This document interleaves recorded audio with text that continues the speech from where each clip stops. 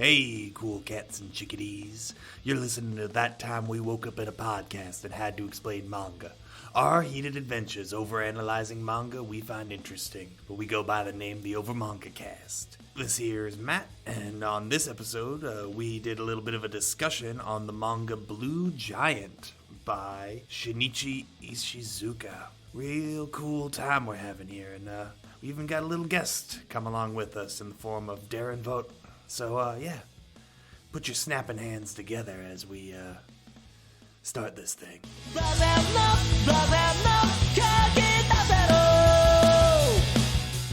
Hey everyone, welcome to the OverMangaCast. I'm Matt, and I'm here with Jay tonight. No Sam and Jacob, unfortunately. They recently got into indie rock music, and in an attempt to woo the, kind of cool indie girl, they've decided to form their own band with a zombified dog, and they're trying to become a hit in America. Well, we'll see them maybe next week. Who knows? But fortunately, we've got yet another person who's much better than them. Darren Vogt, artist and co-host of Comic on the Pod. How you doing, Darren? I'm doing well. I'm not in an indie rock band trying to woo an indie girl and zombie dogs. What's all that? Happy to be here. I mean, hey, look, sometimes you just gotta form a Mongolian chop squad of a band to really, hit the ground running. Oh, hey, I get that. Yeah, okay. We dove into, a bit of a music manga, which is... I made a Beck Mongolian Chop Squad reference earlier, but that's literally the only other music manga I've read. Yeah, there's not that many. Not that many translated into English, really. No, I'm waiting really hard on that Shiori experience one day. I looked that up and I'm like, that is never getting translated because that is a whole bunch of rights.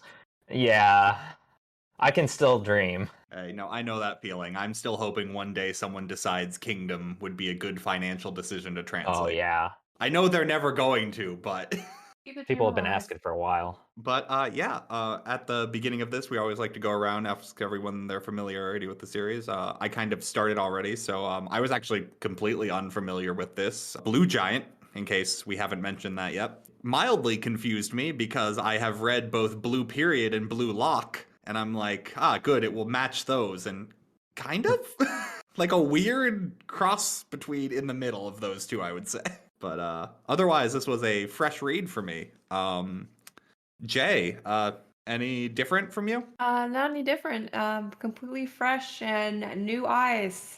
Cool. And then Darren, what do you know about Blue Giant? I knew nothing about it. I went into a bookstore one day, as I'm doing maybe once or twice a week, probably too much. Just saw it on the shelves, the first omnibus volume that came out, and being really into music myself. I'm a drummer and I'm working on my own music-based comic series. So anything with a music focus, I'm all in on. So I picked it up, and then here I am so much down the road, and I've read all three of the omnibuses that are out right now. So cool. I'm up to snuff. Cool. Well, I guess let's get started with it then. One thing I really like about this manga, but then also kind of grates on me a little, is how much of it is really just slice of life. Oh yeah, it's real chill, and it takes a little to wean into, but then you're like, okay, because you get a lot of montage scenes of memories interlaced with we have our main character Miyamoto Dai. Through some various things, really wants to be a jazz musician on account of his upperclassman friend, I believe. I think that's right. Yeah. It's forgive me if Dai's friends look very similar, and the wiki was not helpful for. A lot of them look similar. What I have written down is his name is Shuhei. Essentially, he had a friend who was a year older who got really into jazz through records and stuff. And then, on the day he graduated junior high, or maybe they went to the same middle school together. He wasn't older, because he went to prep school rather than the high school Dai went to, I think. Yeah, I'm not sure how much that, when they knew each other, factors as much in as, what happens after after Shuhei takes him to that live jazz show and is, kind of disillusioned by, he's like, this is not what I listened to on the records. It doesn't sound like the album at all. This is a pretender. And it's like, nah, man, you're not hearing jazz. And that's like a real strong motivating factor in this though, is that like a lot of people don't get jazz. And like a lot of characters in this don't really understand what it is. And like the occasional one will hear it and like feel something in it and really connects with it. But like the vast majority of people are just hearing noise, and it's really interesting to get that perspective from people. Yeah, I don't think that's too different from the real world either. I Like mean, fair. jazz is kind of a secondary genre, and I wouldn't say I'm like huge into it either. Like I like it a lot, but it's not on my playlist at all times. But yeah, essentially though, what that spurs in Guy is that he really wants to be a jazz musician, and he is practicing his tenor sax basically every single day. Yeah, every day. He's playing his heart out. I want to become the best jazz player in the world. He is full like shonen action hero motivation right now. Oh yeah. The second chapter really like embodies that, because it starts with his school friends going like, did you know there's Oni Hill? Yeah, some guy tried to climb it with his bike, but he couldn't. He stopped midway through. I guess there's some things impossible for human beings. And Dai's just like, well, no, there's a road there. Obviously it can't be impossible. No, it's impossible. Someone tried and gave up. I don't believe that. It's not impossible for a shonen manga protagonist. He gets advice from the music store owner, because he's been going there to buy reeds, because he plays his reeds until they just like fray and are not good to use anymore. Mm-hmm. To the point that the music store owner is convinced, hey, are you like part of a jazz band? Because the amount of reeds you're using is ridiculous. And he's like, no, I play all of these myself. And he's like, oh, you are a shonen protagonist. I just have to say that part in particular, embarrassingly enough, I am a former woodwind. I played clarinet and then later on saxophone, alto sax myself, and this portion was particularly, dare I say, triggering for me. Oh no. Before he went into the reed shop, and the fact that he was just like, oh, I'm out of reeds yet again. I'm just like, oh my gosh. Because reeds are not cheap at all. And I'm like, later on, I'll go into greater detail. But I mean, there was just so much of this that was, dare I say, triggering. Because I'm just like, all that money that was just wasted by not, having the proper form and proper technique and knowing how to protect your instrument, protect your tools, would have saved this high schooler so much money. Yeah. Oh, gosh. Dai is self-taught when it comes to the saxophone. He is not part of a music club or anything. He's a basketball player who plays tenor sax on the side by himself. He's got a lot of heart, a lot of drive, and no idea what he's doing. He cannot read music, it comes up later. The fact he figured out the fingerings is kind of amazing on its own. I mean, not really, because if you have a good ear, you're able to pick up the tone. So you don't necessarily have to be able to read music. Fair. You're right. It does get established that Dai actually does have a pretty good ear. But yeah, he goes to the music school of brute forcing his way through things. And essentially what he gets told is he is playing on the bank of a river and is constantly just like, yeah, I have to play so loud because I can't even hear myself because it just echoes so much. Oh my gosh, and this is just so... I mean, we'll get into this later, but I'm just like, oh, I wonder why you can't hear yourself literally blowing into the open air on the side of a riverbank. I'm so interested to hear more. Yeah, because the music shop owner is essentially like, no, you need to practice in a place with like good acoustics. I know there is like an abandoned tunnel at the top of this hill. Like if you just take like a car up there or something, it's like, no, I'm gonna bike up Oni Hill.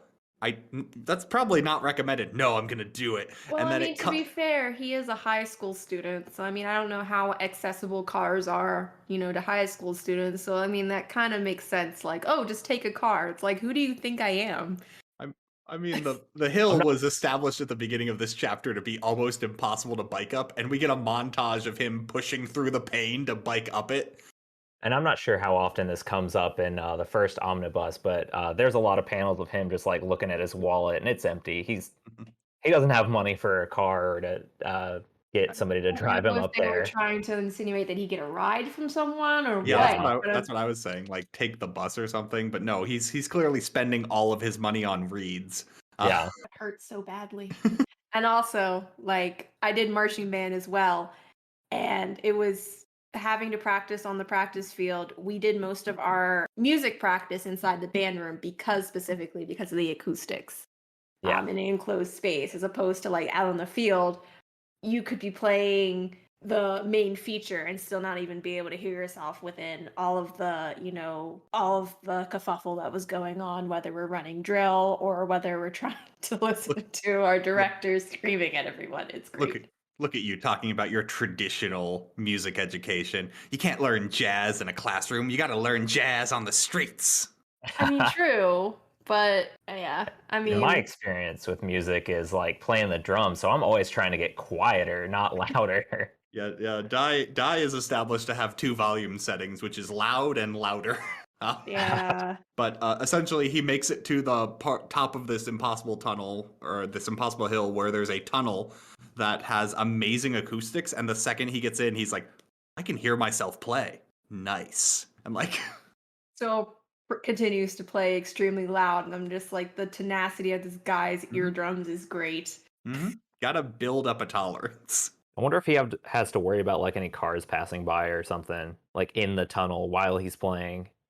That was Maybe. also my thought, but like, It might be a band, quote unquote, abandoned, but I'm pretty sure there was like the occasional car or whatever.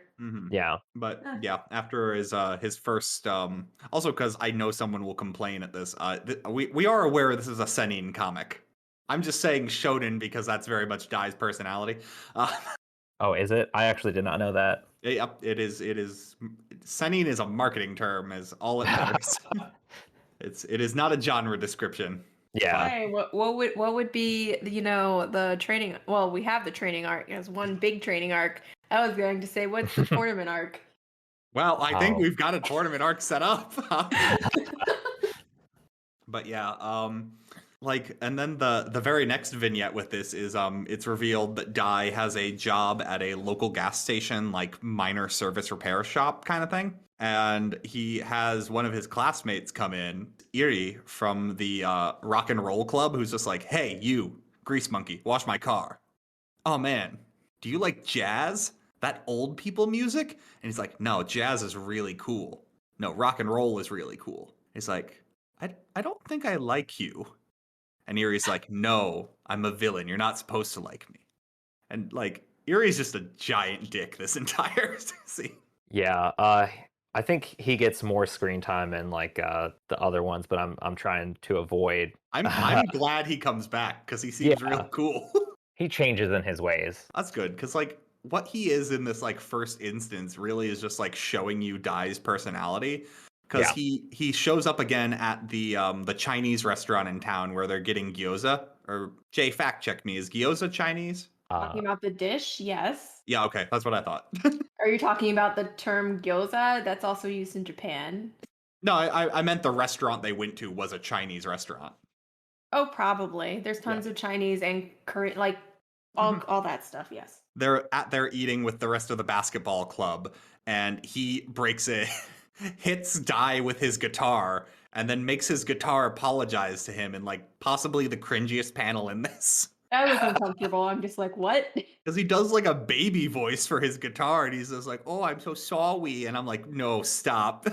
Yeah, that whole thing is a little bit weird. And it's great though, because Dai essentially gets right up in his face and is just like, no, jazz is really cool. Don't like, and looks like he's about ready to like start a fight with this guy, but then he just backs off. He's like, nah, jazz is really cool. And then he goes to his job and is just like, hey boss, can I punch you? I'm really angry and I'm currently keeping it deep down inside, as is healthy, I suppose. Which is how Dai deals with things. Is negative things happen? Well, that's getting shoved deep down inside. At first, it just felt like he forgot about being angry, and then he's just like, "Oh, jazz!" Because every time the word jazz even like comes up, he just lights up like a Christmas tree. Yeah, and it's not actually until like later chapters where he actually vocalizes, nope, I'm making a conscious effort to push down those emotions and think about how cool jazz is. And I'm like, ooh, It's buddy. not healthy at all. It's Yeah. not healthy, but you want to be a jazz musician, so that's also kind of what you need to do. I don't know what kind of mentality you have to like be a jazz musician, but I mean, I could see it being something like that. Well, it's like any other job where you use your pain to influence your work. Probably not healthy in the long run. That's all I ever use for my work.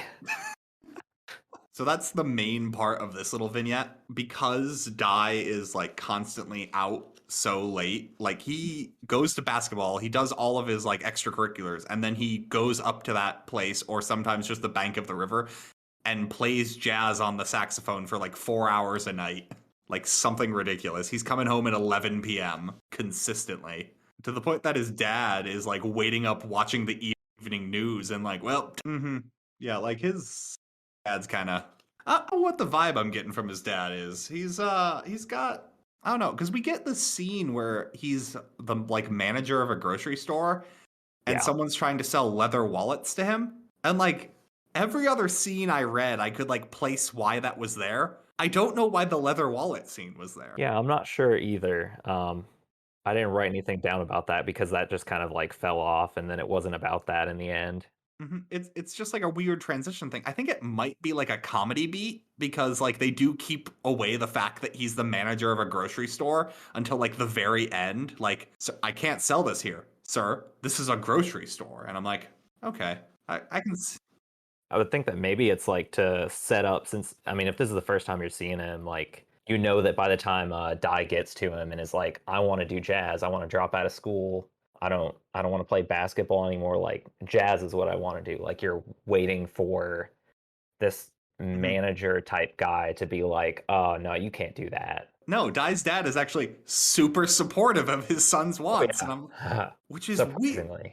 It's super weird because his older brother is also in this scene, and his older brother like came over to watch his sister while his dad was at work, like the weird point where Dai was out doing his jazz practice. The older brother, Masayuki, is his brother. Yeah. And like his brother's there watching, and like I didn't pick up that it was his brother for a second, other than like the daughter says big brother's here, and I'm like, oh, is she just being like nice to, because the way he's treated is as if he's one of the dad's friends. Because like the second the dad gets home, he says like, oh, I was headed out anyway.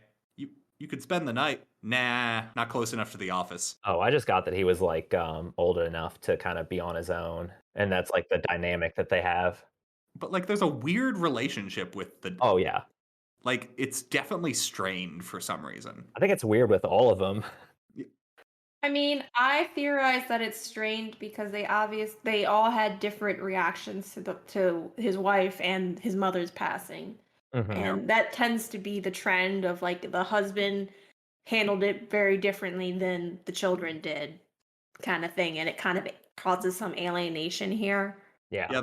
The dad is going to a bar every night after work and having his oldest son watch his middle school daughter. I think she's middle school. And he doesn't know what's going on with Dai. Dai just comes in whenever, and he's like, I don't even know what he wants to do with his life. And then Dai's just like, hey, I want to be a jazz musician. And he's just like, cool. He was actually very supportive. He's like, I don't really know too much about jazz, but you seem passionate about it. Go for it, kid. Yeah, I actually really liked him in this scene, although there is the nagging feeling of his relationship with the older brother that I kind of want to know more about the dad's personality. Yeah. But until I hear more of that, I'm going to assume he's just a cool dad in the leagues of the dad in Blue period, who's just blindly supportive of their son's like artistic goals. Yeah, I mean, that's nice to see. I read Blue period too, so I mean, you can always like maybe think that there's going to be an arc where they have to like convince their parents or something, but maybe it's nice to skip past that and get to the other stuff, or maybe it would have been nice to have it in there. I can't really say. After he's like gone to his dad and said like, hey, I want to be a jazz musician, and the dad's just like, cool, go for it. Dai really like doubles down on everything to the point that he is practicing up in his tunnel on the top of the mountain. When the music store owner walks up there, I doubt he walked up there, but I guess he just kind of shows up. Yeah, he kind of just appears out of nowhere. Yeah, because there's a lot of establishing shots to prove how difficult it is to get to this tunnel. I didn't think about that. But he does just show up there, and it's like, Oh man, you really do practice here every day. I know a jazz bar in town that you should totally have a gig at. And he's like, what? A gig?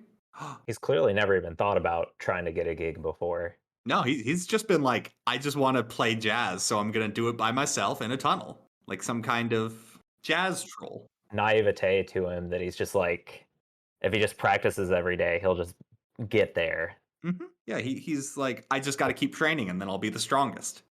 Yeah. It's nice. It's refreshing. And clearly, like, the music store owner, at the very least, like, hears something in him. And he's like, yeah, this guy can play jazz.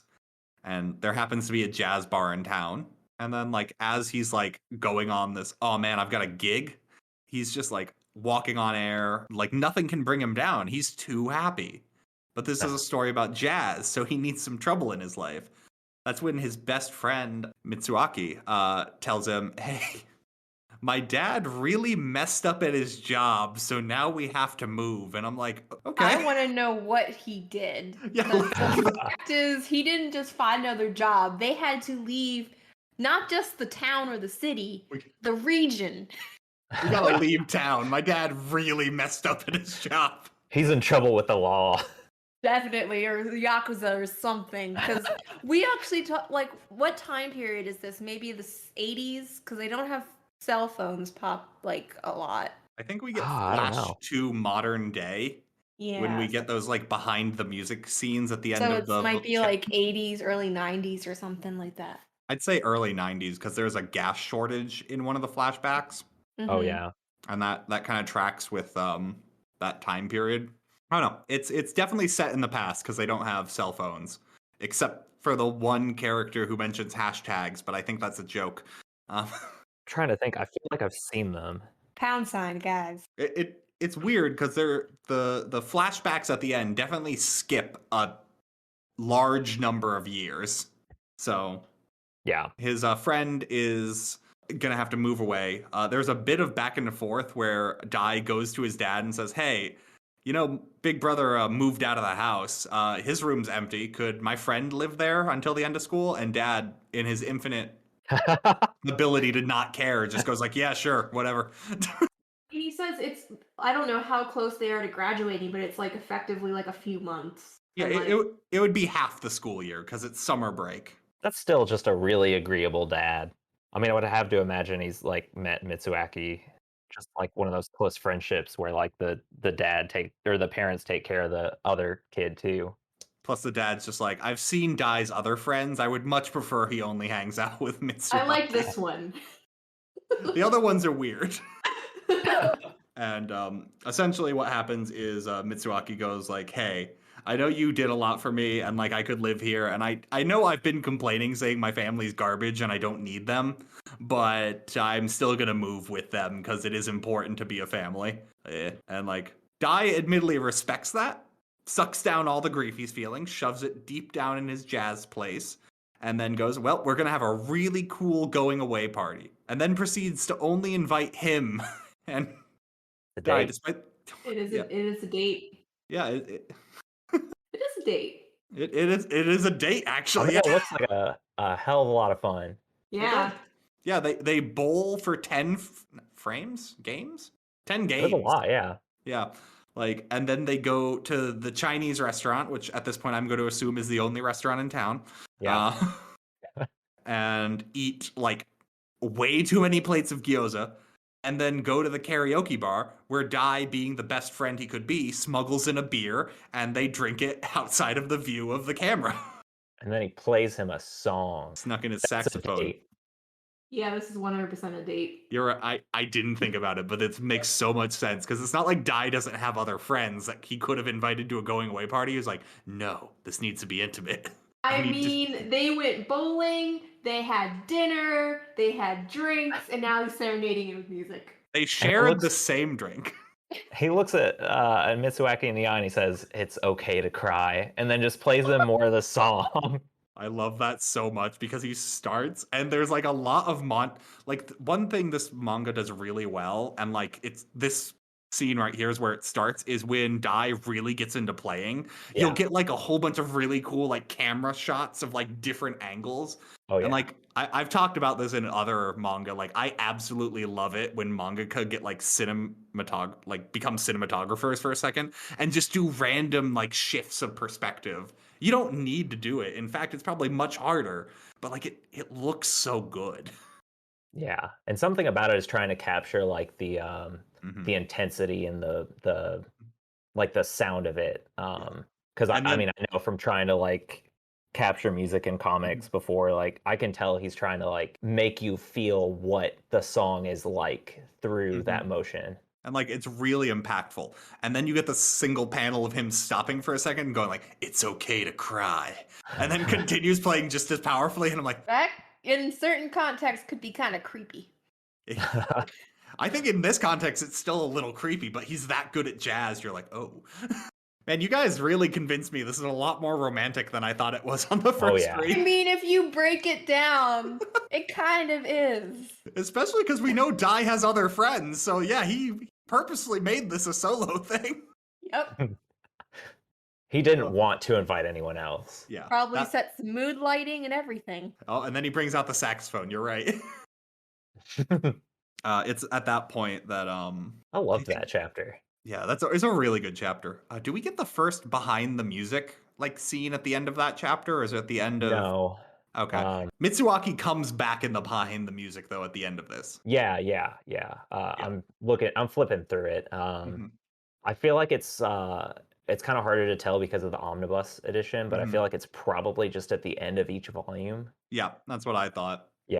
Yeah, no. So essentially, his friend is now gone. He goes to school the very next day and is just like, okay, cool. I need to look up in the English dictionary what the word live means. And then because that word has a lot of definitions, he has to go down to like the fifth one. It's like in person. Yeah, that's it. Would that have had to have been like a translation thing? Because that's so strange to do. Like, what is live? I could see the word live being used as like English. Exactly, and it's kind of like if you don't attach context to it, like Yeah. he sees live, and I'm sure he has English lessons, but I mean, like, what Yeah. does this meaning? What does it mean in context? You know, it's just kind of like I know it has something to do with life, but what does it mean? You know, that's something that's kind of absent from the cultural like lens of I have to put it like contextual lens of what does this word mean that I see, you know, posted on bars or posted on like Well, it's a loan word is the thing. Like yeah, but I mean to assume that like immediately just printing something everyone in the society knows what it means. It's like no, not always. I mean, Dai doesn't frequent a lot of nightclubs. He But, also, we don't know how he does academically because a lot of his school life is like he doesn't really pay attention or he's not really interested, you know. When he comes back from summer break, his friends are telling him he's not doing well. So, but yeah, so Dai is pushed down all the bad feelings about his friend leaving and is like, cool, I've got a gig. I'm becoming a jazz musician. It's really cool. And he's got it at the jazz bar in town called Bird, where he meets like a kind of squirrely man, Kawanishi, who is the owner of the jazz bar, but not the financer of the jazz bar, which is an important distinction. As he's essentially been brought on to play the saxophone for the jazz band that normally performs there. I guess their sax player took some time off for 3 days, I think was the Yeah, it was 3 days. And like, so he's just filling in, and their jazz band comes in like it's a regular day. They're hungover from the last night. It's like they're a jazz band.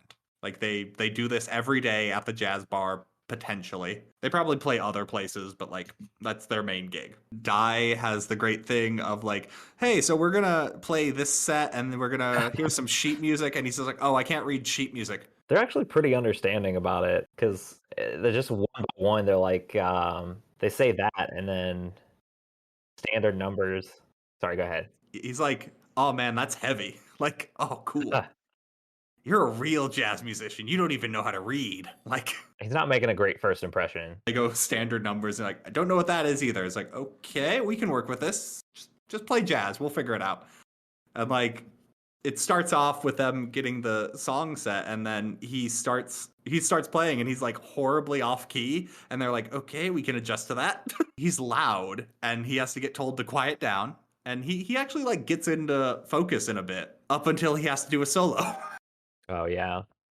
And unfortunately, he thinks like being a saxophone player of a jazz band, a solo is your time to shine. And he plays as loud and hard as he can to the crowd of like 4 people there.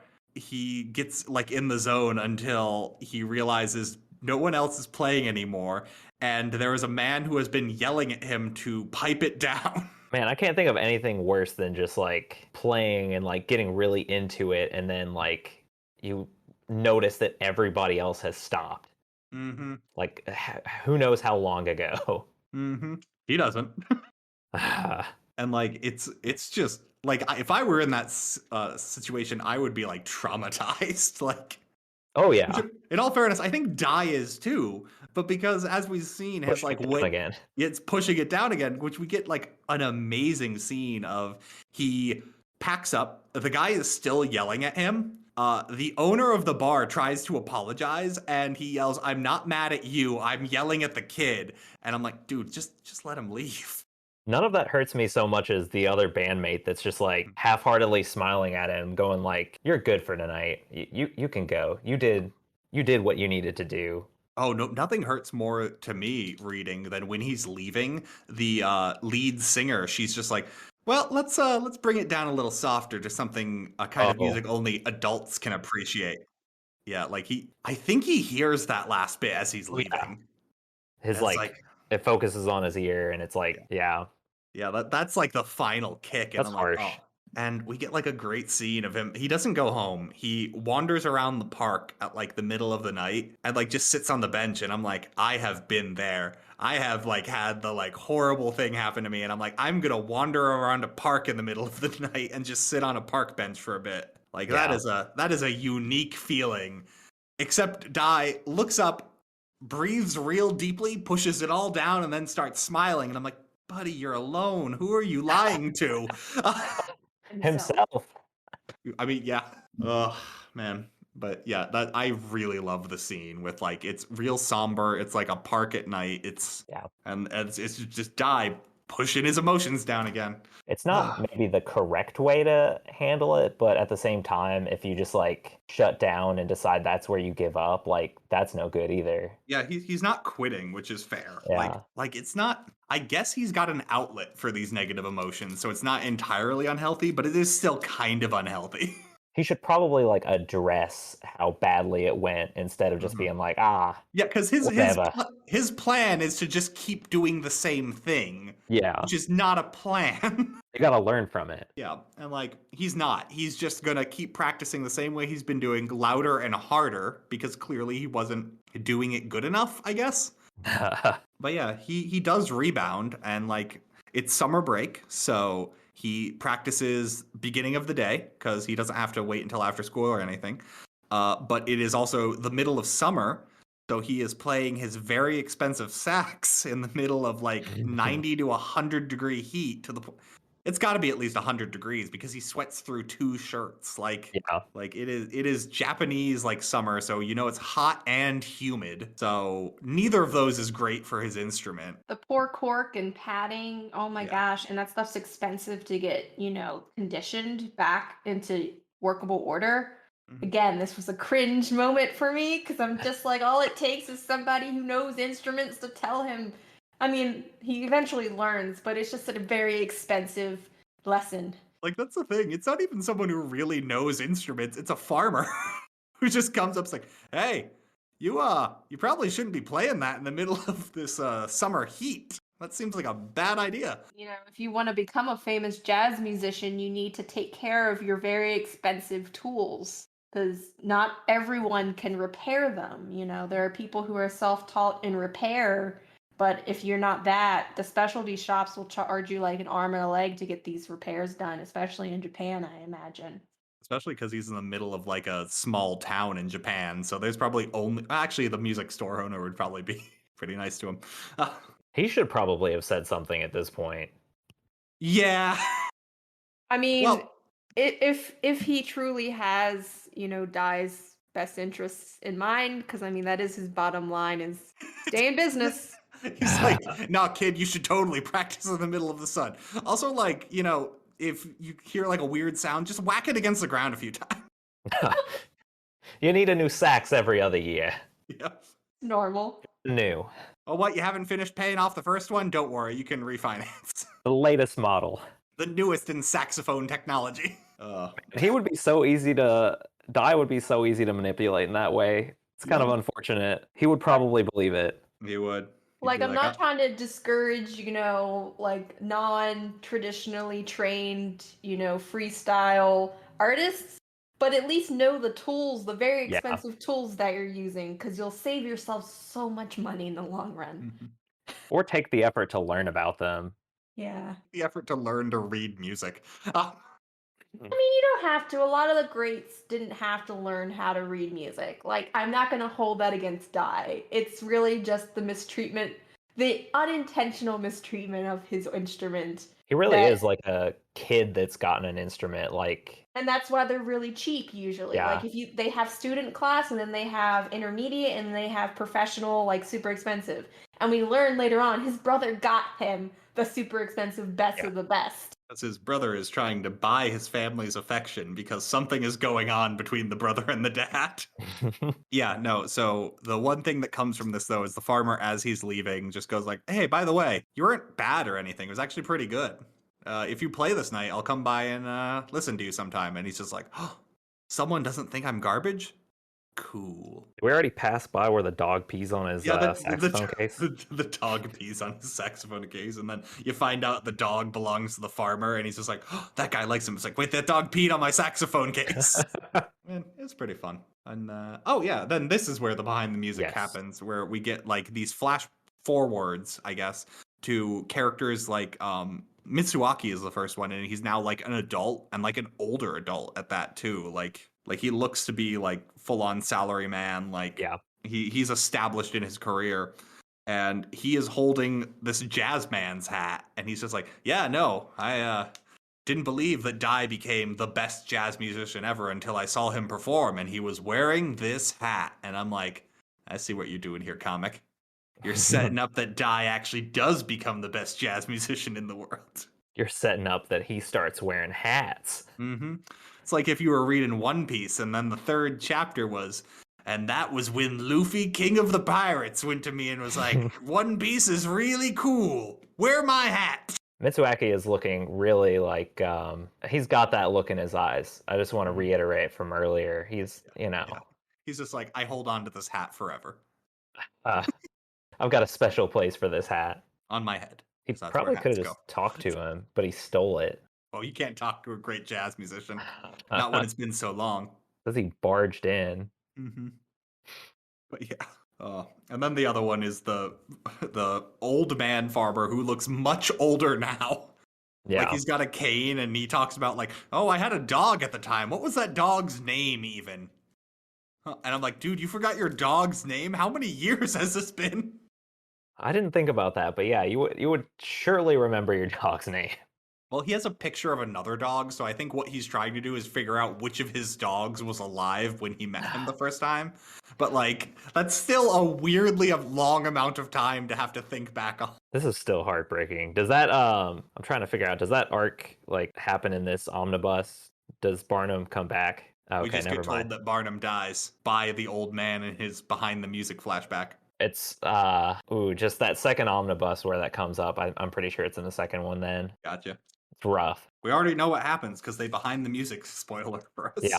But yeah, so we come back, beginning of volume 2. It is the summer festival, and we are not following Dai for a second. We are following a girl by the name. Oh my god, I just realized her name is Mai, and she is the love interest for a guy named Dai. Cool. That's well. It's Miwa, isn't it? Oh, I thought it was Mai. Maybe I'm wrong. She's also apparently like a huge Amazon giraffe woman or something. They mentioned that she's really tall a lot. Yeah, and this is where what I was saying earlier. There's a character who thinks while going by her is just Oh yeah. Sorry, me or my. Oh, it's me. Okay, so Both right. we just had other sides of the name. So yeah, her name is Mai, and she's the love interest of a guy named Dai. She is walking around the festival. She gets separated from her friends. Aren't great friends, I think, is pretty consistent. I don't think they're ever featured if they're not like subtly bullying her or saying Dai's a loser. Yeah, I think that's true. Yeah, like, but she is walking around and hears some jazz music being played as she's clearly being bullied by guys just walking by going like, oh man, it's the weird giraffe girl, hashtag cryptid sighting. And I'm like, ooh, she's not even that tall. Like, No. I think she is taller than Dai a little bit. But, I mean, I don't think Dai's that tall either. no. He was on the basketball team and is really short. That's right. Yeah, so she finds her way to the side of the river and sits down and like wants to listen to him practice, and he immediately stops and goes like, well, nope, I gotta buy you a drink. He's like, no, you really don't. No, I definitely do. And he runs away, buys her barley, like the giant thing of barley tea, and she's like, oh, cool, I guess. He's like, did you get anything? I can't afford 2 drinks. I am flat broke. She's like, you really shouldn't have bought me one. And it's just Dai desperately wants to impress her, and I love it. And then he's too embarrassed to play the sax for her because he's not truly in love with her as he was with Mitsuaki. With Mitsuaki, yeah.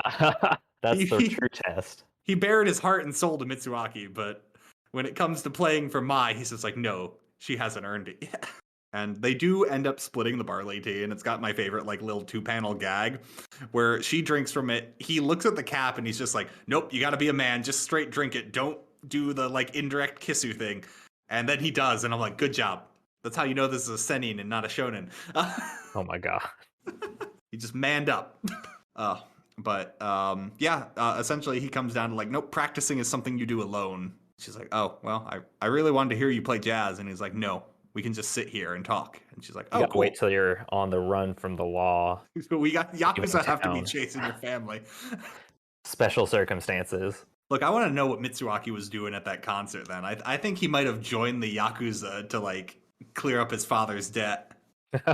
That's why he stole the hat. He knew it was going to be worth millions. Hey, sell it back. Yep. Oh, man.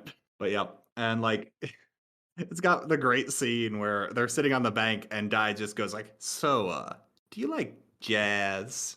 And she's like, no, I've never listened to it. I just listen to popular music. And he's like, hold on, I'm going to blow your mind. He puts his iPod on her, and she's, you know what? He does have an iPod. This has got to be at least like late 90s, if not early 2000s, because it's at least an MP3 scroll wheel on it. Yeah, it's an iPod. So yeah, that settles some things. But yeah, no, and he like cranks it up to full volume, and he's just like, and she's like, that's really loud. You should stop. He's like, no, listen to it at full volume. It's okay to cry. Dai, stop telling people that. Wait, does it say it again? No, I just was making a joke. Because I could see him doing that.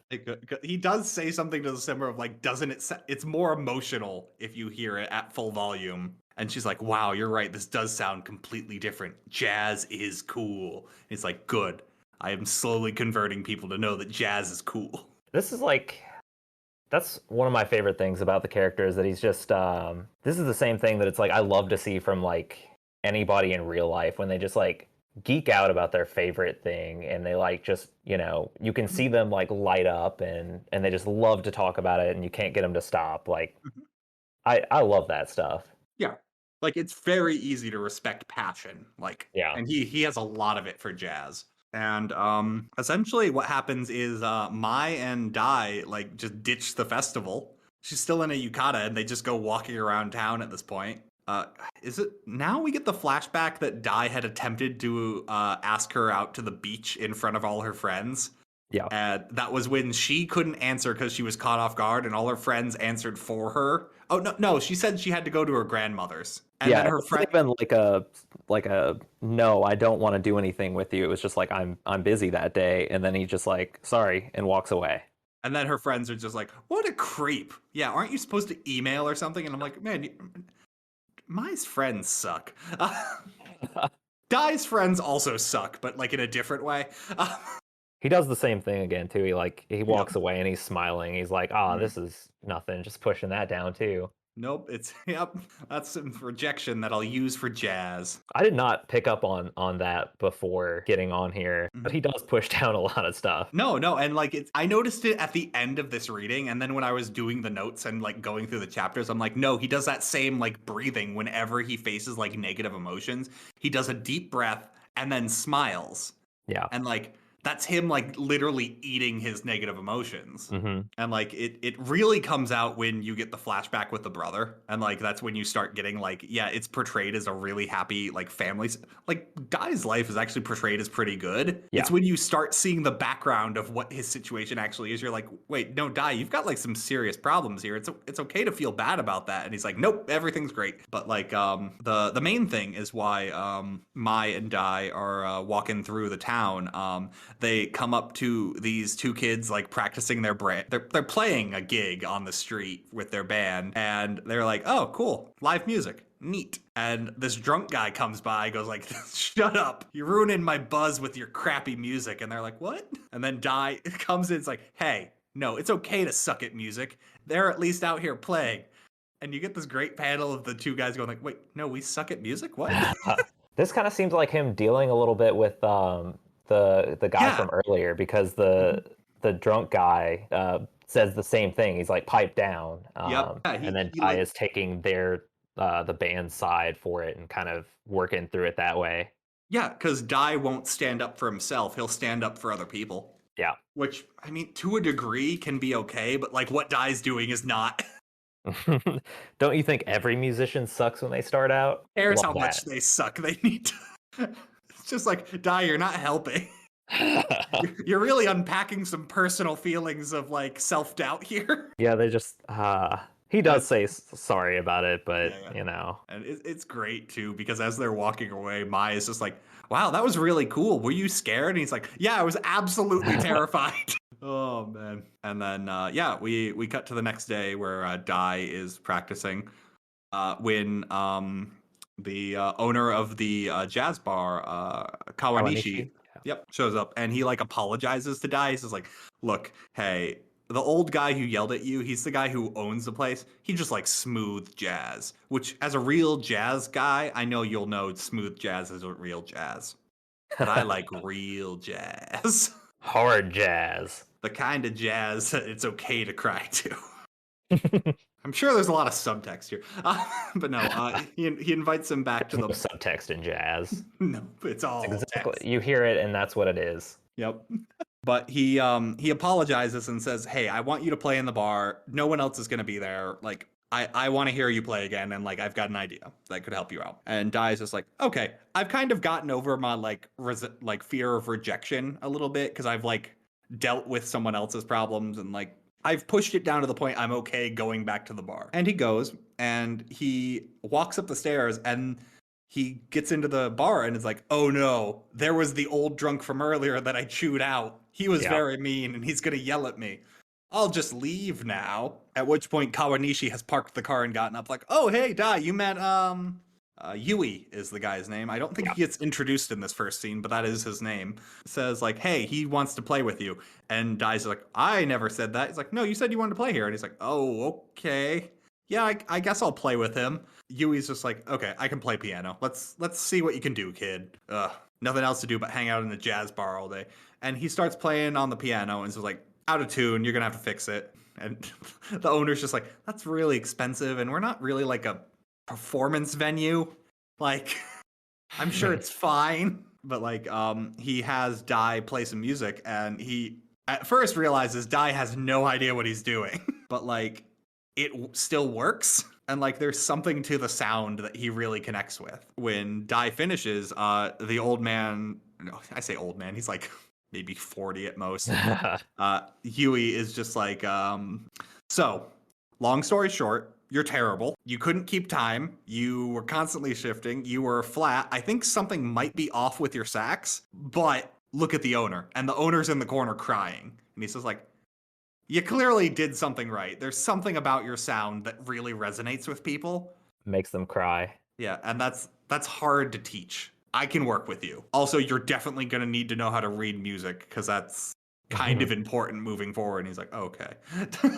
And that's when he says he's going to teach him. Yeah, and like then this is when we get like the montage of a few chapters that is Dai's training arc. As also one of my favorite panels is Yui teaching him, this is a G note. G.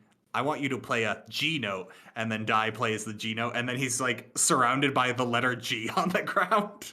I'm like, good, you know G. I like any of the panels where you see him like kind of mouthing like the sounds or like doing scat, and you just see like doot doot toot boot boot doot doot. Oh, my favorite during the training arc is when he gets to the metronome and he's like, nope, you need to go faster. It's like, I don't think that's even possible to go that fast. And he's like, give me your saxophone. He's like, wait, you can play saxophone? Yeah, probably.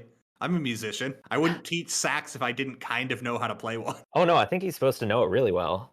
Is he like he does not play one though, is the thing. That's not his main instrument, Oh, but gotcha. I'm pretty sure he says something along the lines of like, I wouldn't teach sax if I didn't know sax. Okay. But regardless, he's like, yeah, I can't play sax the way you play sax. That's got that emotional connection. But you know what I can do? And then cranks the metronome like to 150 beats per minute, and then just do. It's like a machine gun of doots. And I'm like, that's a pretty good panel. Let me see if I can find that one. Is that in that chapter or is that in another one? I kind of smashed all the montage training chapters together. Oh, I see the metronome. Yeah, I think the fishing trip technically takes place before it. But yeah, I think it's supposed to be that Yui is like kind of like technically good, but Dai has like this big, bold, unique sound. He's no direction. He's got a unique sound, whereas Yui like is very technically good, and like he admits that much when Dai says, "I want to be the greatest jazz musician in the world." Yui's just like, yeah, like if you were me, I could only be a very good musician. I lack the thing that can get you from like, I am very good at what I do to I am a phenomenon. Yeah. You have that. You're just awful at everything else currently. It's at this point, Yui notices something, which is we skipped over the bit where Dai goes to his job, and upon getting into work one day, his boss just goes, hey, what are you doing tomorrow at 4 a.m.? Well, I was going to be sleeping. Nope, you're going on a fishing trip with me. Okay, cool, boss. It's a cool boss. Yeah, it's a really cool boss. And he wakes up early, gets with his boss in the car. His boss's wife packs them like a giant picnic lunch. And Dai is through the moon on this because he's just like, he's talking with him as they get to the fishing spot. It's just like, wow, what a great spread. You get to eat like this every day. And his boss is like, oh, right, your mom's dead. Oh, hey. Yeah, it's like, and like, well, this makes things awkward because the reason I took you on this fishing trip was to tell you you're fired. Man, he's just firing off all the wrong things. Oh, and that's gotta hurt for Dai because we've established he spends all of his money on reeds. Well, I just wanted, like, it's not just that Dai particularly is being, called out. Like, the entire industry's been upset. Yeah. Mm-hmm. And so the old man is also like talking about he's getting ready to retire and everything. Basically, they just became obsolete. Yeah, they're both being canned, basically. The old man essentially says he's going to be fine because he's also not an old man because his wife's actually pretty young, so I don't think he's that old. That doesn't mean anything. You know what? You're right, Jay. His wife actually isn't that old. It's like, yes, you can have a younger wife. He has a young wife and an elementary school age child, so you're right. He could be 70. It doesn't matter. We just don't know.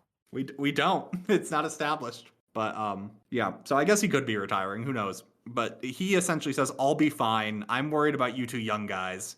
Because the other worker did not get to go on the apology fishing trip. So clearly he has a favorite. And like, so Dai essentially gets told he's getting fired. And that comes up in the music lesson the next day because Yui's just like, hey, something's off about your playing. Did anything happen? And that's when Dai just kind of goes like, oh, yeah, I guess I got fired from my part-time job effective at the end of the month. I don't know how I'm going to pay for reads anymore, I assume. Like, clearly he needed the part-time job for something. Yeah. So it's like, it's clearly he says it's not a big deal, but I don't quite think that's true. And like, Yui also notices like, wow, because that like emotion of like the negativity showed through his playing, even though he's not like technically talented enough. He could tell like the emotional resonance there, and he's just like, there is definitely something about your playing that's really good. I could tell you were upset even though you're not sure you're upset. Maybe it's because he's pushing stuff down that he's so good. That's what it takes. That's what your diaphragm is. It's condensed negative emotions. Is this Jujutsu Kaisen? Yeah. Yes. Yes. That's why Dai's all his solos are named after rice ball ingredients. That's why his sister always steals the Pollock row. Oh man. I don't know if it's the same restaurant or a different one, but they're like always eating pot stickers, so Yep. maybe it's the same one. I think it's the only restaurant in town. It's the only thing I could assume. But he kind of reveals to Yui that he's like, I'm gonna be the best in the world, and then Yui's just like, are you serious? Like, you can just say that? Yeah. Like with a straight face? Yeah. Because I'm a master of self-deception. No, Dai, you don't say that part out loud. There is a level of earnesty of Dai. Like, he is dealing with the negative things in his life in a way that he has found a healthy outlet for. It's good that he isn't dealing with it in a different way, I suppose. He is channeling it into something positive. It's surprising to me that he never like, or at least we don't ever see him like stress out about like not being able to figure out stuff. Like I know there was that time where he like failed at the club, but you never see him like fumbling over his sax and being like, why can't I get this? Because I think he's just that good at self-deception. Because, like, he was never good at playing sax. Yeah. Before Yui started teaching him how to actually play it. He was just... There was something to his sound that was interesting in spite of the, like... Also, when you're doing a solo performance, it's real easy to not have to deal with, like, technicalities. Yeah. So, like, on his own, he sounded good and interesting. Not necessarily, like, great. Just interesting. And like that was enough for Yui to go like, yeah, you've got something that once you get to like technical mastery will push you the extra steps you need to be a really good musician. You want to be best in the world. I'm not sure that's possible, but you certainly believe it is, and that's going to get you a hell of a lot farther than me thinking it's going to work for you. So yeah, I mean, I've seen that anime too. Believe it. He's going to become the next Jazz Kage. Mm-hmm. Wait, Naruto already has a hip-hop Kage, doesn't it? Wait, Yes. what? Yeah. The Thunder Village is... Yep. I didn't get that far. Killer Bee! He Oh, raps all no. the time. Yep. But yeah. So yeah, there needs to be a Jazz Kage. That's the end of his summer break. He's been learning with Sensei and has gotten mildly better at jazz. And then we introduce his friends who appear at this section. I think they were in earlier parts, but he gets like a we're back to school after summer break thing with them. Mitsuaki was the only one that mattered anyway. Yeah, He's it was. gone now. Yep, and he's just like, I gotta hang out with these losers. All they keep talking about is how hot the other girls in class are, and then ask me who I've got a crush on. Obviously, it's the girl whose the name is almost the same as mine, as if I was making it up to try. I can't say Mitsuaki, he's gone. It's Dai. That's your name. Mai. Yeah, I like Mai. And they're like, ooh. Oh yeah, and then they do that weird thing where they snap the chopsticks With their butt. Oh god. Yeah, that was... Jay, any thoughts on that? On what in particular? On the chopsticks snapping with their butts.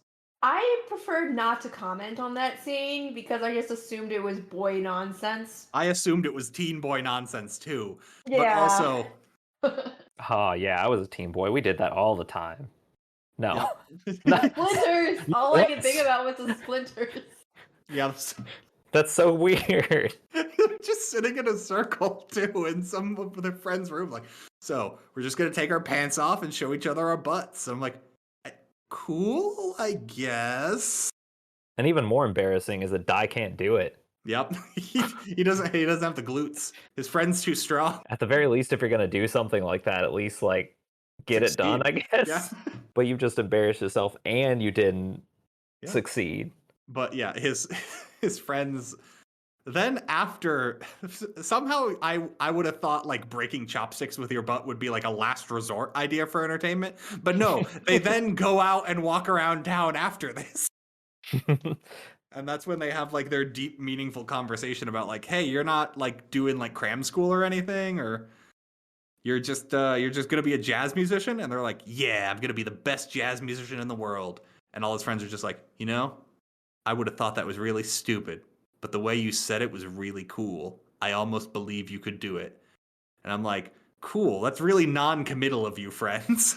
I mean, I feel like they're all pretty supportive too. Like, there's nobody that's like straight up just like, no, you can't do it. Mm-hmm.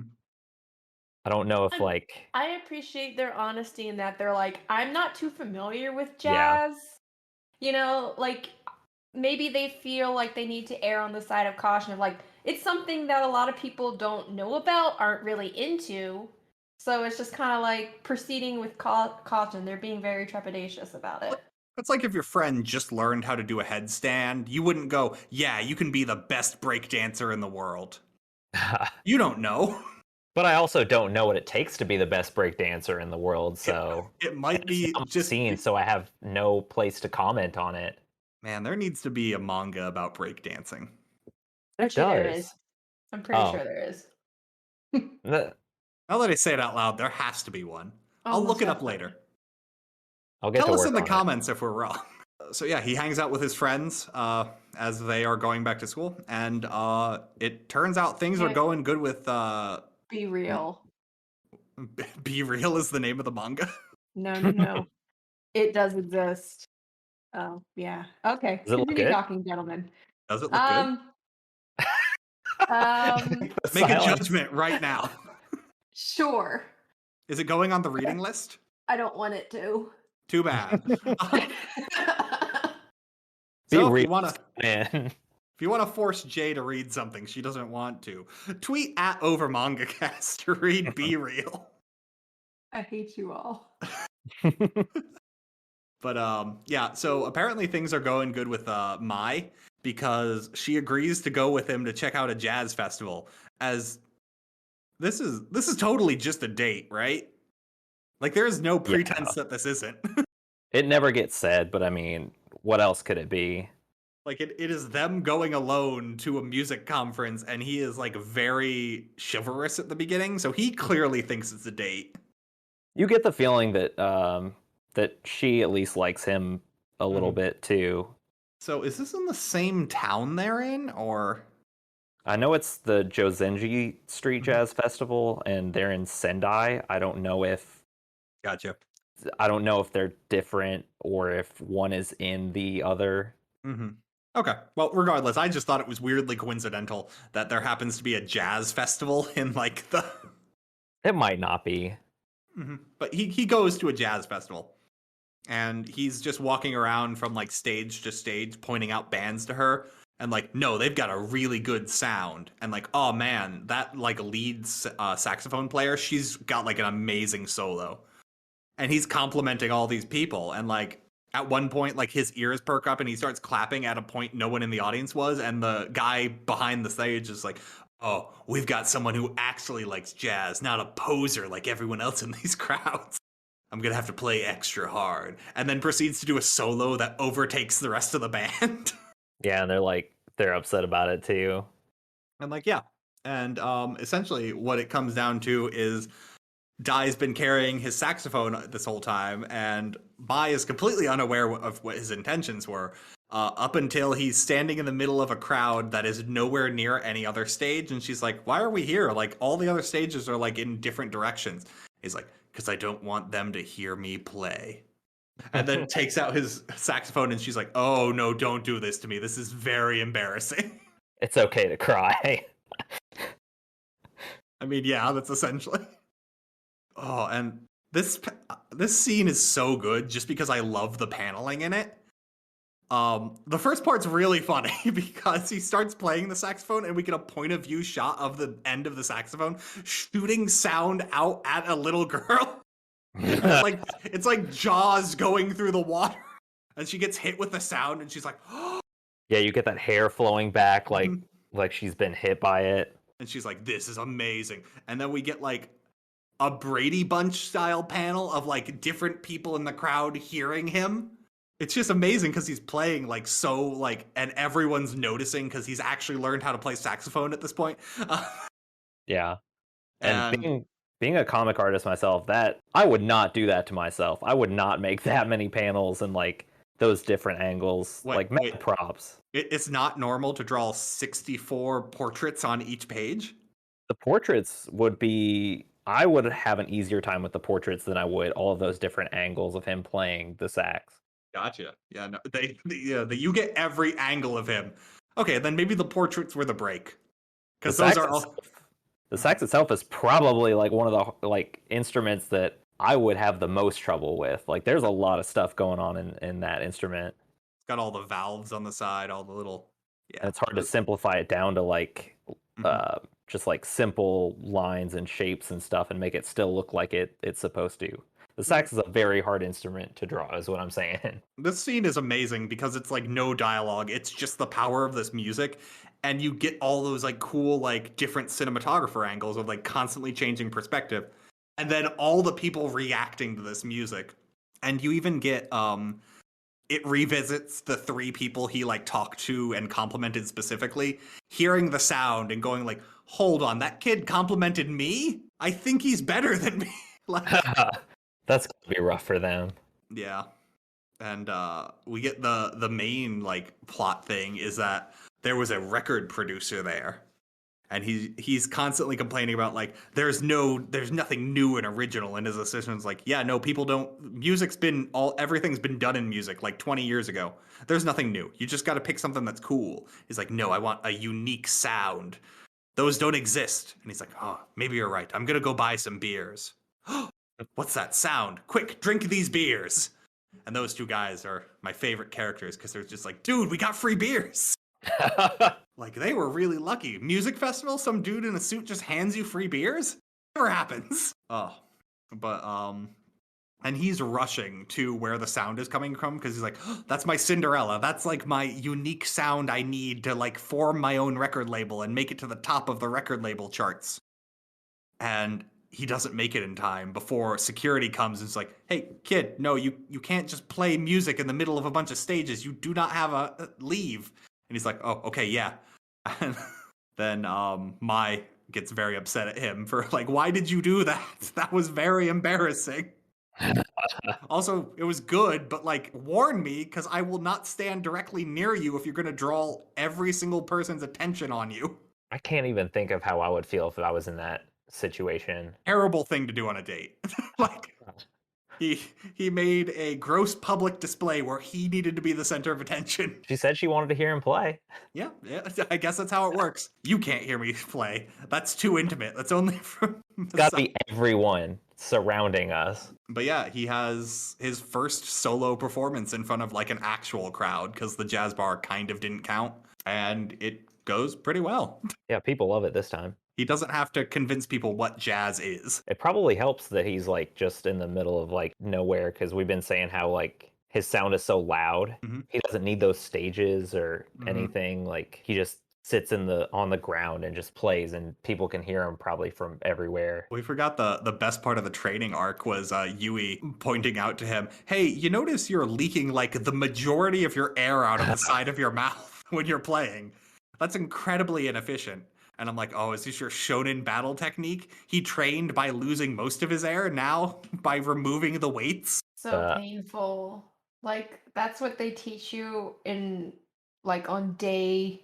I want to say within the first week is how to get your embouchure just right to produce the most clear sound. He's just been overpowering it by being louder. Just losing a lot of air. Yes. And he's just like, no, it's literally the simplest thing in the world. Just puff in your cheeks and like close them up so it stops leaking so much. And Dai goes, I guess I could try that. Oh my god, I could have been being so much louder. I feel like that's a fast track to like passing out if you're just like... Yeah, anyone who's played a woodwind or any type of wind instrument for multiple like hours, your cheeks start to hurt a lot. Especially on that hot day that he was doing it. Oh yeah. This kid likes pain. He likes physical pain to dispel the internal emotional turmoil he's experiencing. Physical pain he can deal with, emotional pain he eats. This kid eats pain for breakfast. Oh man, that's not very Japanese of him. He needs rice for breakfast. He eats that Chinese restaurant every meal. The gyoza. That's the end of Dai's story for this arc, because the last chapter of our reading is a little bit of a backstory. It's from the point of view of Masayuki, the Dai's older brother, and it starts with a flashback to 70 years ago where it's their mom's body and Dai is like bawling his eyes out, whereas Masayuki, he's got to be significantly older, but I can't tell by much. How much? Like 3 years. 3 years? Okay. It says Dai age 10, and then Masayuki is age 13. Gotcha.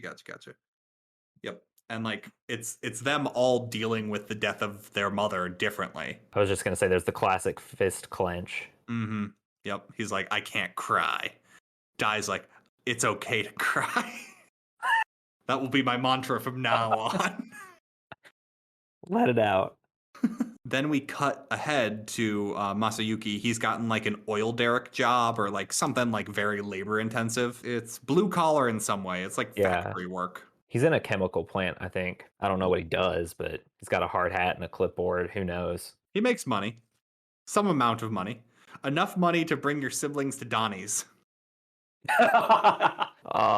Donnie's. Anytime any manga or comic does that, I'm just all for it. WickDonald's and Donnie's are my favorite. Wasn't WickDonald's? That was that's Inuyasha's. WickDonald's is used a lot because it's really easy. Really? I know it from Inuyasha, but that's how you connect all of them together. They're all the same universe, and WickDonald's is the proof. Probably. So there's more than one restaurant. Yeah. Oh, you're right. There's a Donnie's. A lot of options. Yeah. I mean, I don't know. I don't want to diminish it because I also have positive memories of my older sister like taking younger siblings to Denny's. But like, the way he goes like, nah, get anything you want on the menu. I'm like, dude, it's a Denny's, okay? You're not breaking the bank here. She's like, I want a casserole. Yeah, they sell 12 ounce or 6. Oh, okay. You also have to remember this is Japanese. Like Denny's, it'll be different. Yeah, it is slightly better. Well, better. It's not better. It's better quality because let's be honest, they have higher expectations. They wouldn't deal with the slop that we get. Hey, you can say bad things about diners, but they get you fed in the morning. Denny's is the one that did the bacon milkshake, I'm pretty sure. Mm-hmm. Yep, they always have weird combos. That's what she should have got. The bacon milkshake. Whatever you like, the bacon milkshake. Yep. Get whatever you want. Except for you, Dai. You're getting a steak. Real men eat steak. Except for me. I'm having the ramen. Wait, what? And like, my favorite part is he goes, do not tell Dad I'm doing this for you. He would get mad. And I'm like, so you're hiding the fact you're buying whatever your siblings want. Probably because you feel your dad's inadequate for some reason. Like there's a lot of layers there that like it's really good at portraying it as happy-go-lucky, but like that little line of like, don't tell Dad about this, but I'm also going to pay for whatever you want. And it's like it's clear this isn't him just throwing his money around either, because you get to see like his paycheck. He portions out what he makes. It definitely feels like the brother feels responsible for like a fatherly role at this point, or at least like some way of taking care of them and making Dai and the sister happy. And like he and Dai have a little conversation about their dad that like really drives home there is something up with Matsuyuki and Dai's father. Well, it's both their dad, I suppose, but like something's up there that is not being conveyed. But like the main thing is just like, no, Dai, tell me what you want. I'll make it possible. Like I've got money now. I can finance whatever like my little sister wants, she can have. What do you want, Dai? And it's finally like, well, I guess I want to play jazz. And he's like, hold on. And then like we get to him going to the music store with his paycheck, him going like, hey, I don't know anything about saxophones. Could you just tell me what the best one here is? And he's like, this is going to be pretty expensive. Not if I split it up into 3 years of payment plans. You're right. It's not expensive when you do that. Cool. And he buys his little brother like the nicest saxophone he could. I guess the store owner didn't care to tell him to make sure that he like takes regular care of it. No maintenance. You just buy a new saxophone when this one wears out. You've clearly got the money. Doesn't get him on a maintenance plan or anything. It's just, nope. I will pay installments for the next 3 years. And Yeah, and then the chapter basically ends with him coming home and asking Dai to see the saxophone because he's coming back, and he shows it to Dai, and his brother is just so happy because he sees like it's well worn. He has been using it. Got his money's worth. Yep. Because he had paid it off. That's why he's visiting, and he's just like, well, I'm glad this was a good investment. And I'm like, Masayuki, you don't know what an investment is. Don't lie to yourself. I love that part at the end, the like documentary style future thing that they've been doing, but with the brother, and Masayuki's like, you can buy me what is it, like a car? You like said you were going to Porsche? buy me a Porsche. And then Dai's like, no way, you know how to take out a loan. Yep. It's like his brother like got him the thing that like basically changed his life, and now that like he could pay his brother back, he's just like, nah, man, you got the money. Why do you get a car? I don't even have a car. I'm like, that's because you're a musician. People drive you. But yeah, it's a good behind the music. I forget who the other one is because they normally do them in pairs of two. It's the guy that took him fishing. Oh, okay. Yep. The old man. And he cries. Yep. Because it's okay to cry. But yeah, with that brings us to the end of our reading today. So let's move on into discussion. So Darren, you're our guest. Let's start with you. Who was your favorite character in this reading? I mean, boring answer, but it's got to be Dai. I mean, just again, I love any series that's kind of like a wear it on your sleeve. Like, this is my passion. I'm gonna talk about it until like I like fall over, and I feel like you get the sense that the guy who's drawing it, Shinichi Ishizuka, like he's just really into jazz, and he's just like, this is a thinly veiled excuse to talk about how cool jazz is, and maybe Dai is just like a version of himself. There's some good bonus chapters at the end of them going on, and it's like you're not putting your hands where you would if you were actually playing sax. That's how we do it here in Sendai. It's like, that's not how. What? Are you talking about the little like omake at the end? Yeah, just asking like, oh, so you're trying to draw a series about jazz, like, is that gonna work? And then they just laugh it off. Yeah. I guess they push it down too. Yep. Just go for it. Yep. So Jay, who was your favorite character? Favorite character would hands down have to be Dai for the aforementioned reasons. I want to say I see some of myself in Dai, though through a different outlet. This kind of leads into, I guess, the next question, but I grew up in a jazz-friendly household. Both my dad more so and my mom both really love jazz. However, well, not true. My father also played a woodwind. He played clarinet. I also pursued music through clarinet and alto saxophone. Unfortunately, the one thing I didn't inherit was an affinity for jazz. I understand it. I can appreciate it. It is not my cup of tea in any shape or form. So unfortunately, I wasn't able to kind of leech on to Dai's passion for jazz. Pretty much almost any other genre is more attractive than jazz for me. So, but I also want to read the polka manga where Dai's trying to learn the tuba. I do actually really enjoy polka. So Pop pop.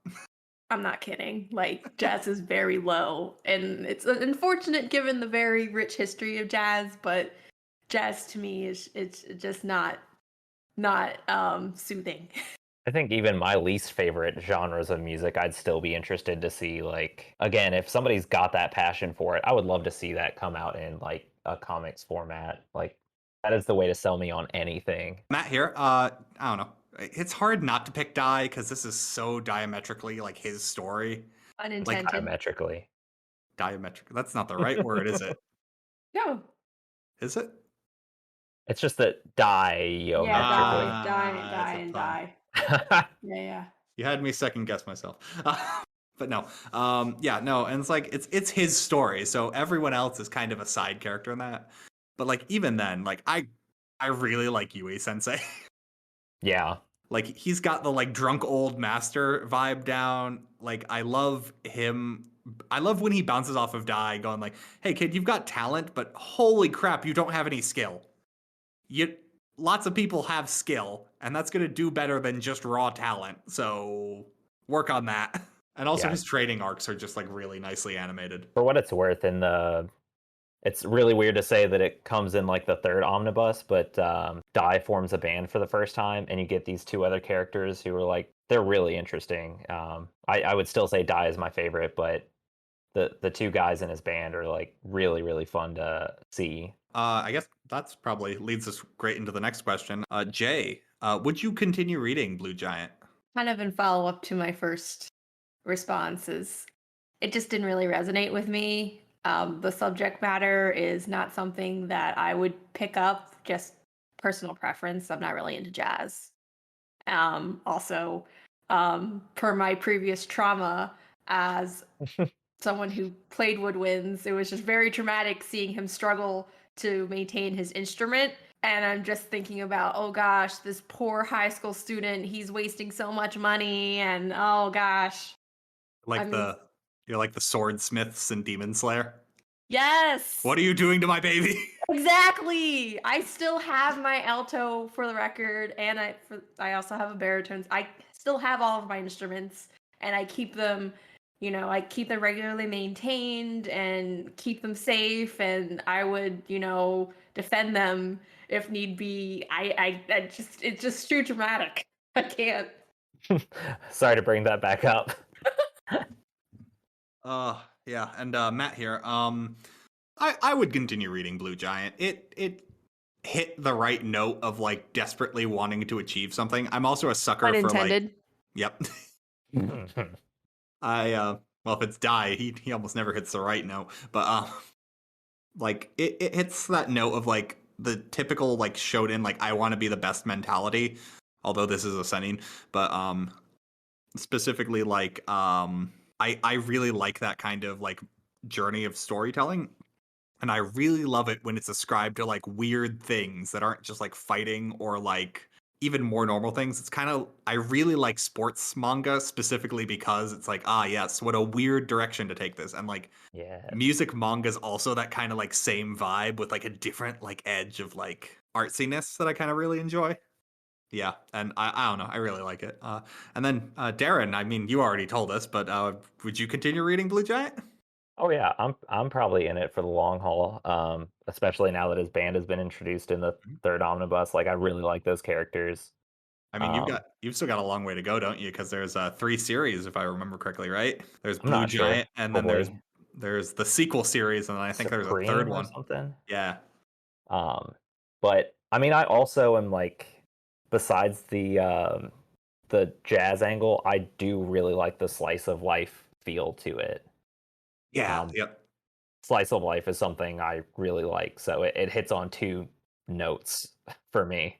I like it. Once I got used to that, I really appreciated it when it would just be like chill for a second. Like the fact that they separated the music festival in half of like a date with Mai and the like I'm gonna compete. I really appreciated both sections of those for like different reasons. Like it's really nice. But with that brings us to the end of our discussion today. Once again, Darren, thanks for coming on. Thank you, Darren. Yeah, you want to tell the people at home where they can hear more from you if they want? Thanks for having me on. My handle on Twitter is Darren Vogt. That's DarrenVogtArt. I do comics, and I'm also, as I was mentioned before, a co-host on Comics on the Spot. It's an upcoming podcast where me and 2 other guys and any other guests we might have on later, John Bernardo and Sam Owen are the 2 other guys, by the way. We just pretty much pull up a random generated phrase, subject matter, just like a couple of things, and then we go through making a 3-page comic, like writing the story on the spot, and then whomever of the artists wants to go draw that, we do like 3 pages each. Cool. The handle for that is at Comics on the Pod. We could not get Comics on the Spot, but that's all I want to plug for now. Cool. And then, obviously, if you want to hear more from us, we are at OverMangaCast on basically everything: Twitter, Facebook, Instagram, whatever. Follow us on any of those if you want to hear more of our good opinions. You can drop a review on iTunes or your podcatcher of choice. We also have these episodes go up like a week later on YouTube if you want to comment on the individual episodes. That's a real good way to do it. And as always, if you got anything you'd like us to read or, just want to shout out, at OverMangaCast on Twitter, best way to get a hold of us. We got something for you next week. Sam and Jacob should be back, which is good because I think Jacob would literally kill me if I didn't invite him back for reading, doing a revisit. We are reading chapters 18 through 35 of Spy X Family. So that should be good. But yeah, with that, good night, everybody. Good night. Later.